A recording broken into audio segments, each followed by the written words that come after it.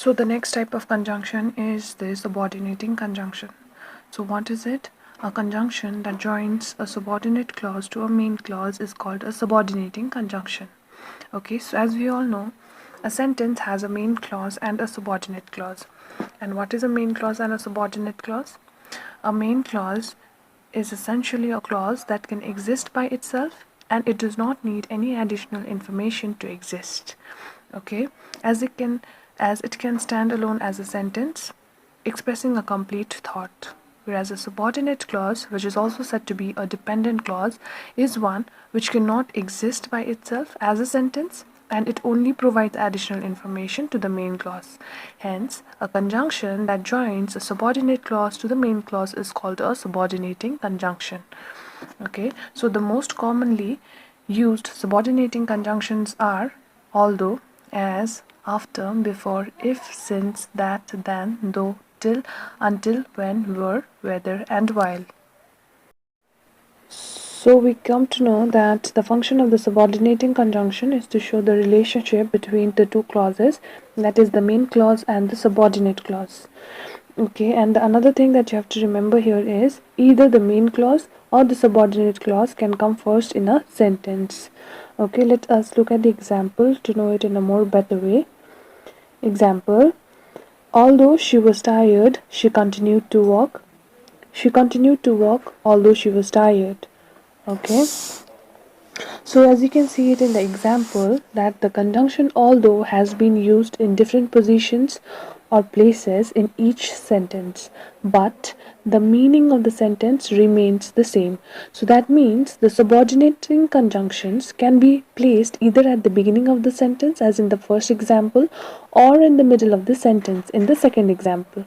But the thing that you have to remember here is the subordinating conjunctions usually comes at the beginning of the subordinate clause. Like you can again look at the example, as the main clause in the sentence is she continued to walk.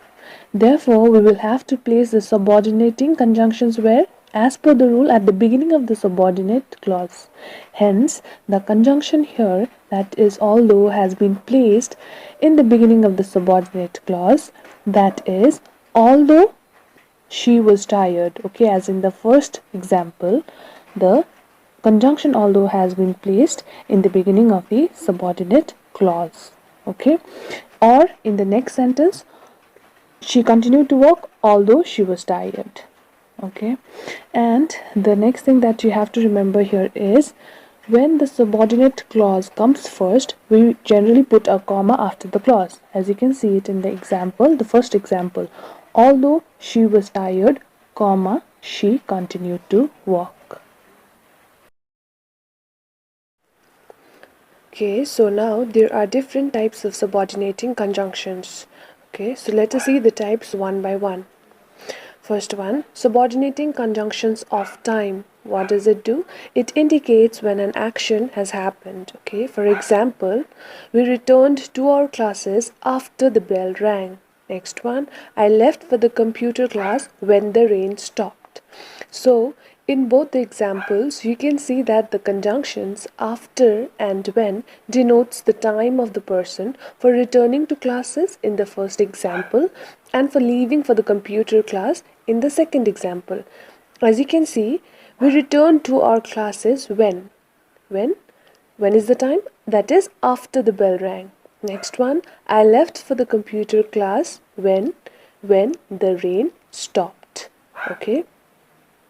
So next one, subordinating conjunctions of place. And what does it do? It tells us when an action has happened. For example, she was followed by her puppy wherever she went. Next one, due to the bad weather, she was asked to stay where she was. So here, as you can see, the conjunctions wherever and where has been used to show the transition of place.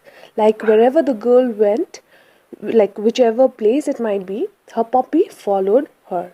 Okay, hence they are said to be the subordinating conjunctions of place. Next one, subordinating conjunctions of reason introduces the cause or explanation for an action expressed in the main clause. For example, as I was not feeling well today, I did not go to school. Okay, next one. Since it's raining, I think I will cancel my trip for today. Okay, here you can see that it is explaining the action which has been done in the main clause. Like the main clause in the first example is, I did not go to school. You did not go to school. Why? As I was not feeling well today. And here you can see that the subordinate clause with the help of subordinate conjunction is explaining the action of the main clause. Okay. So the next one, subordinating conjunctions of result or consequence. And it tells us that one idea is the result or consequence of another. For example, she was so small that she was hardly visible in the crowd. So here you can see the subordinate clause being the result of the main clause. Like she was so small, so the consequence of her being small is that she was hardly visible in the crowd. So here the conjunction that we see that shows the result of the main clause. Therefore, it is said to be the subordinating conjunction of result or consequence.